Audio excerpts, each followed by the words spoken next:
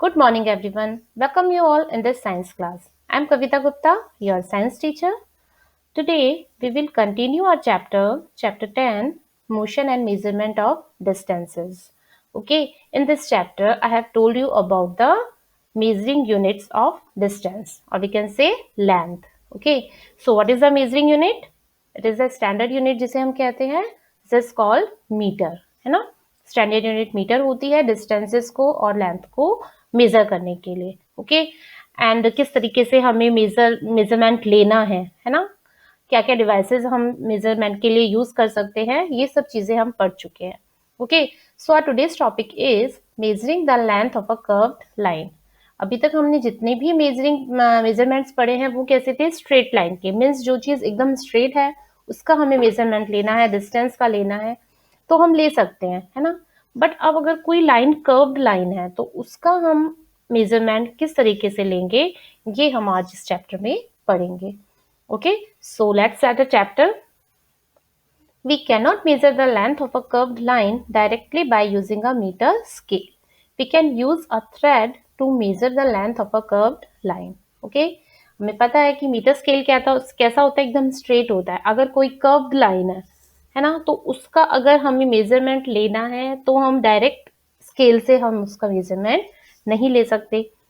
तो उसके लिए हमें क्या यूज करना पड़ता है? एक थ्रेड का यूज करना पड़ता है. ओके, तो किस तरीके से देखिए लेते हैं, ये एक्टिविटी 4 में बताया आपको.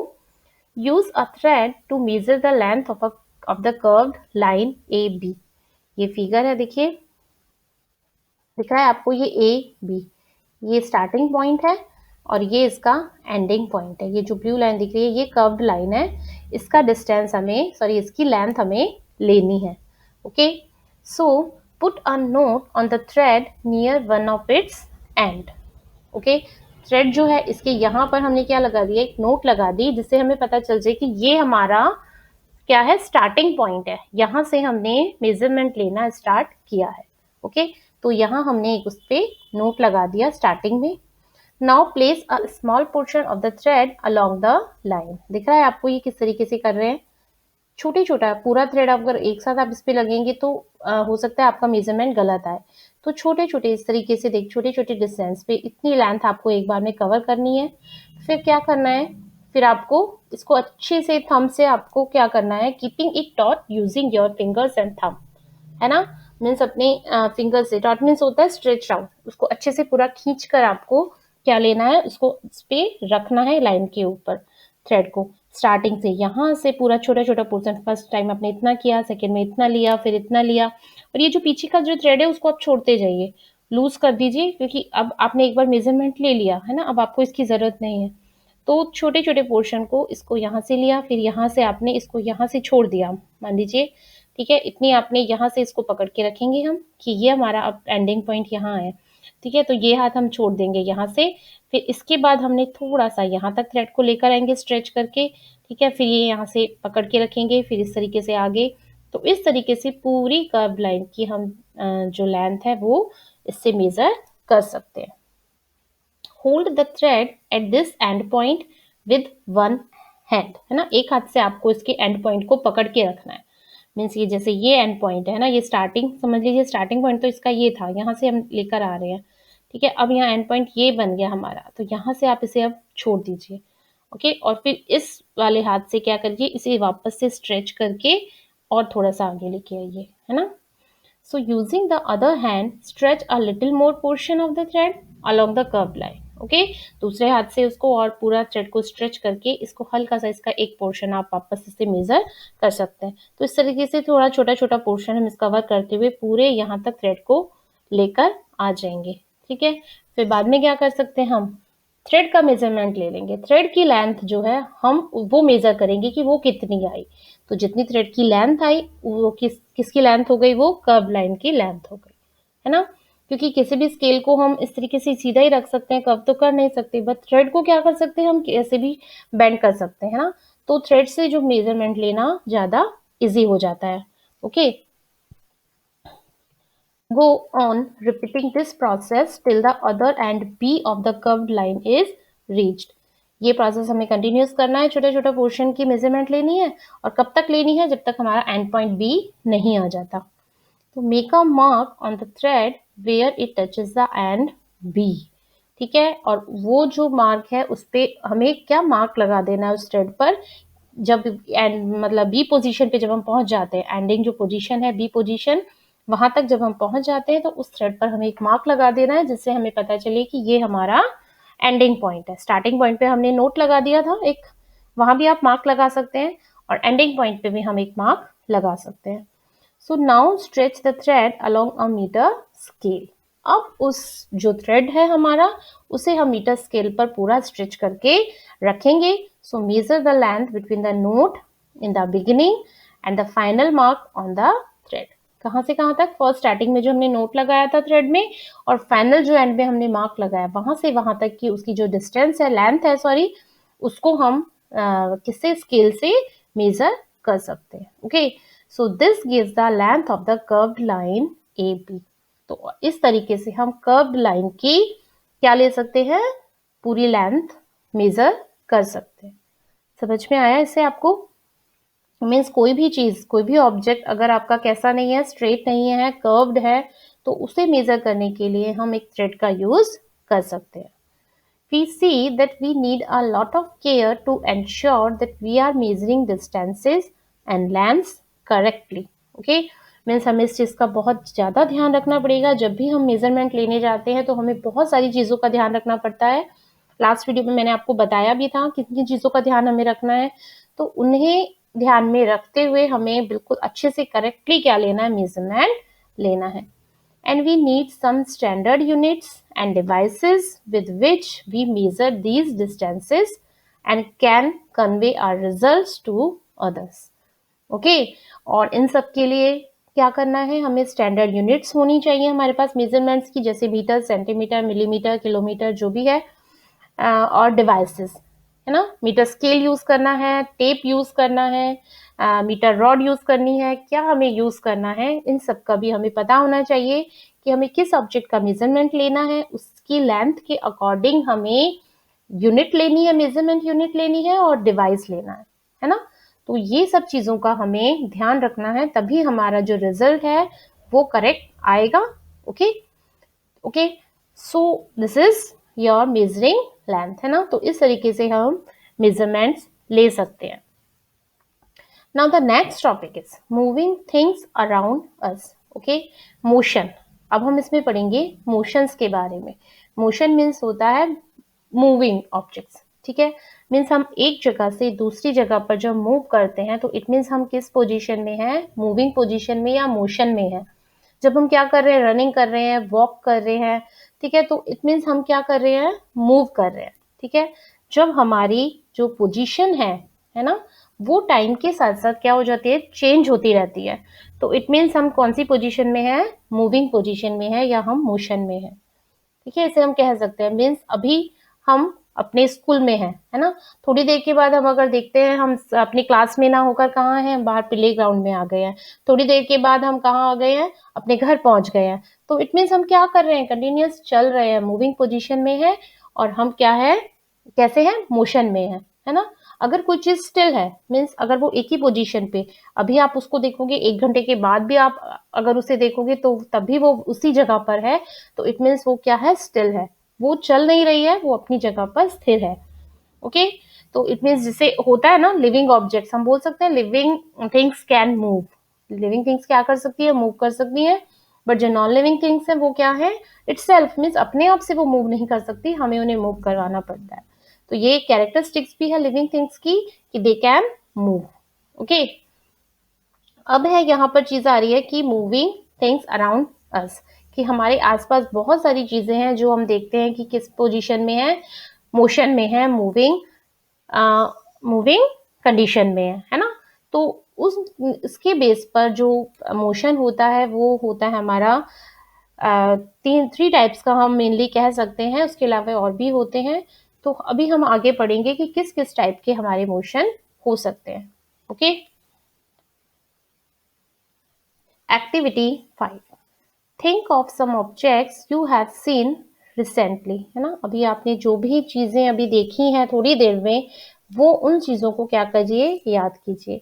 लिस्ट दैम इन टेबल 10.4, ठीक है, एक टेबल यहाँ दी हुई है 10.4, इसमें इन्हें हमें रखना है। अ school bag, a mosquito, a table, people sitting on desk, people moving about, maybe a butterfly, dog, cow, your hand, small baby, a fish in water, a house, a factory, a stone, a horse, a ball, a bat, a moving train, a swing machine, a wall clock, hands of a clock. Make your list as large as you can. Okay, means बहुत सारी देखिए इसमें objects के living things भी हैं, इनमें non living things भी है ना, दोनों ही चीजें मेक सेंस में। बहुत सारी चीजें अपने आसपास आप देखते हैं, ठीक है, उन सब चीजों को क्या बनाइए, एक लिस्ट बनाइए उनकी, और उसमें से फिर हमें क्या करना है, डिफ्रेंशिएट करना है उनको, किस बेस पर कि कौन सी चीज तो मोशन में है और कौन सी क्या है, स्टिल है, ओके, रेस्ट पोजिशन में है। Which of these are moving, which are at rest, उनमें हमें डिफ्रेंशिएट करना है कि कौन से जो ऑब्जेक्ट्स हैं वो रेस्ट पोजीशन में है, मीन्स जो मूव नहीं कर रहे हैं, और ऐसे ऑब्जेक्ट्स जो किसमें है, मोशन पोजीशन में है। ओके, देखिए यहाँ टेबल में इन्होंने कुछ ऑब्जेक्ट्स को लिखा है हाउस से, जैसे दो कॉलम बनाए हैं इसमें, object at rest, object in motion. Rest में इन्हें क्या लिखा, हाउस, टेबल, क्लॉक, ये सब नॉन लिविंग थिंग्स है, कैसी रहती है ये, रेस्ट पोजीशन में है, ठीक है। और मोशन में क्या है इसमें, a flying bird, second hands of clock, clock अपने आप में क्या है, नॉन लिविंग है, मीन्स स्टिल है, बट उसकी जो हैंड्स होते हैं सेकेंड्स, मिनट्स, आवर्स के, वो कंटिन्यूस क्या करते रहते हैं, मूव करते रहते हैं। मिनट्स सॉरी, जो सेकंड का है वो कंटिन्यूस मूव करता है, मिनट्स का जो है 1 मिनट की बात करेगा, आवर्स का क्या करेगा, 1 आवर की बात करेगा, है ना, हल्का सा मूव होगा। बट जो सेकंड का जो है वो आपका कंटिन्यूस क्या रहता है, मोशन पोजीशन में रहता है। तो बहुत सारी ऐसी चीजें हैं, इन्हें आप इजीली डिफरेंशिएट कर सकते हैं। जैसे स्कूल बैग है, फर्स्ट आपका था school bag, it is a rest position. Mosquito, mosquito कैसा हो सकता है, मॉस्किटो तो एक जगह नहीं बैठता, वो तो चलता ही रहेगा, है ना, उड़ता रहता है, तो वो आपका कैसा है, ऑब्जेक्ट्स इन मोशन। काऊ हो सकता है, डॉग है, बटरफ्लाई है, ये सब कैसे हैं, मोशन में है। फिश इन वाटर, हाउस होता है, हाउस कैसा है, हाउस नहीं है, हाउस रेस्ट पोजीशन में हो सकता है। फैक्ट्री भी, स्टोन, हॉर्स नहीं हो सकता, हॉर्स कैसा रहता है, मोशन में रहता है, ठीक है। तो इस तरीके से बहुत सारी जो चीजें हैं उन्हें हम डिफ्रेंशिएट कर सकते हैं कि क्या रेस्ट पोजीशन में है और कौन सी चीजें कैसी हैं, मोशन में है। ओके, तो now how did you decide whether an object is in motion और एट रेस्ट, मीन्स आप कैसे डिसाइड करेंगे कि कौन सा ऑब्जेक्ट तो मोशन में है और कौन सा रेस्ट पोजीशन में है, किस बेस पर आप ये चीज डिसाइड करेंगे, आपको कैसे लगेगा कि हाँ ये चीज तो मोशन है, ये चीज चल रही है और ये चीज अपनी जगह पर है। तो ये हम कब कह सकते हैं, you might have noticed that the bird is not at the same place after some time. Okay, means bird है, जैसे बर्ड को आपने देखा कि अभी इस पेड़ पर बैठी हुई है, थोड़ी देर के बाद आप देखेंगे कि मे बी वो उस ट्री पर नहीं है, उड़कर कहीं और चली गई है। तो इसी से हमें पता चलता है कि वो किस पोजीशन में है, मोशन में है। While the table is eight the same place, जो टेबल है वो अपनी जगह पर ही रहेगी, सेम प्लेस पर, जब तक आप उसे मूव नहीं करेंगे, है ना। On this basis you may have decided weather an object is at rest और इन मोशन। ठीक है, इस बेस पर हम डिसाइड कर सकते हैं, मीन्स की टाइम के अकॉर्डिंग अपनी पोजीशन क्या कर रहे हैं, चेंज कर रहे हैं, तो वो मोशन है। और अगर चेंज नहीं हो रही है टाइम के अकॉर्डिंग, मीन्स अभी आपने देखा तभी है, 2 घंटे के बाद अगर आप उसको देखेंगे तो भी वो अपनी जगह पर ही है, तो इट मीन्स वो कैसी पोजीशन में है, रेस्ट पोजीशन में है। ओके, तो इस तरीके से हम डिसाइड कर सकते हैं कि रेस्ट पोजीशन में किस कौन से ऑब्जेक्ट्स हैं और मोशन में कौन से ऑब्जेक्ट्स हैं। Okay, so let us look at the motion of an ant closely. Ant होती है ना, चींटियां जिसे हम कहते हैं, उनके मोशन को हम एक बार देखते हैं। ओके, एक्टिविटी 6 देखिए क्या है। Spread a large sheet of white paper on the ground and keep a little sugar on it. Okay, means एक ग्राउंड है खाली कोई भी, वहां आपने एक व्हाइट शीट, व्हाइट पेपर जो है उसकी शीट को एक अच्छे से फैला दिया है वहां पर, और उस पर क्या डाल दिया आपने, थोड़े से शुगर के क्यूब्स डाल दिए, है ना। मीन्स थोड़ी सी चीनी आपको वहां पर फैलानी है। क्यों डालनी है, अगर आप शुगर नहीं डालेंगे तो एंट कैसे आएंगी, उसके लिए आपको कुछ तो करना पड़ेगा ना।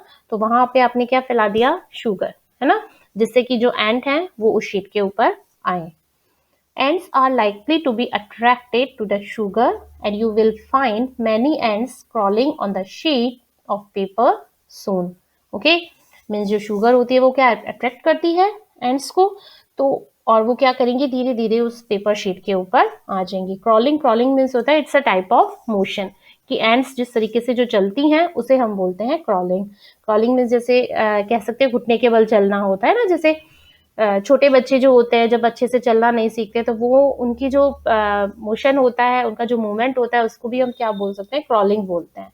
ओके, तो वो वैसे करती हैं।